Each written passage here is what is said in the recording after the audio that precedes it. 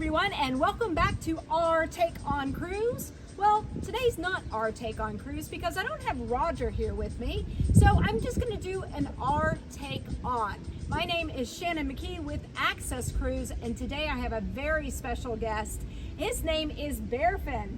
He is from Cappadocia. He has been our guide extraordinaire while we have been here over the last 2 days. And I just wanted to share some of this information because if you are a cruiser, for all of my friends out there that have not taken a trip to Cappadocia, it is worth the time. When you come into Istanbul, you make sure that you have a couple extra days either before or after and make your way out to Cappadocia.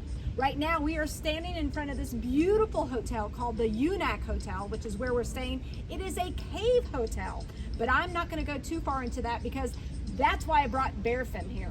Berfin has been studying for years, and I would love to know a little bit more, have you share with the community a little bit more about what Cappadocia has to offer. Hello guys, my name is Berfin. I'm a professional tourist guide of Culture and Tourism Ministry of Turkey. For 8 years I've been living here in Cappadocia, and is an spectacular place that you should visit in Turkey. Actually, it's situated in central part of Turkey, and it's a volcanic region that you should visit. You can see these beautiful rock formations everywhere. So a lot of ancient civilizations lived in here in Turkey. So you can see a lot of cultural heritage of Hittites, Romans, and Seljuk Turks and Ottomans here. So if you have opportunity to visit Cappadocia, we are ready to give you the best service here. I have a question though. You said Cappadocia. When I was in Turkey, or not in Turkey, in Istanbul, they said Cappadocia. Which is it? Actually, in English, we say it as Cappadocia. In Turkish, like Cappadocia. It depends. Okay, so either way. And I also understand it's a UNESCO World Heritage Site? Exactly. So what should people see when they come? I know today we went to the Valley of the Monks. Exactly, yeah. So when you come here, we are ready to show you the ancient monastery complexes like we have in Göreme Open Air Museum. So there's a lot of ancient caves, ancient churches in the monastery complex that early Christians lived here, beginning from 4th, 5th century. So until 1924, we know that the early Christians and the Greek people lived here, and also we have been in Monks Valley, the early monks from Egypt, from Syria. They escaped from there and settled into these valleys. So you can see a lot of cultural heritage of early Christians here in Cappadocia. You know, one of the other stories that you shared with us that I loved is about the pigeons, because we went to Pigeon Valley too. Exactly, yeah. We saw a lot of pigeon houses built by the early Christians at first, we know that. So it's been known that while St. John the Baptist was baptizing Jesus Christ in the river of the Jordan, a pigeon flew on his shoulder.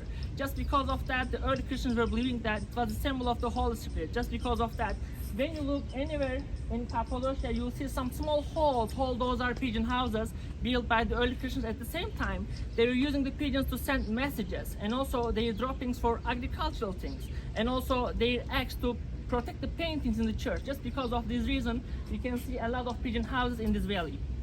Wow, I love it all. So you guys, again, if you get a chance, if you're taking a cruise, even if you're not taking a cruise, come to Turkey. This is well worth it. One of my favorite pieces of what we did today, which is well known in the region, is we did a hot air balloon ride. There were 170 balloons in the air at the same time.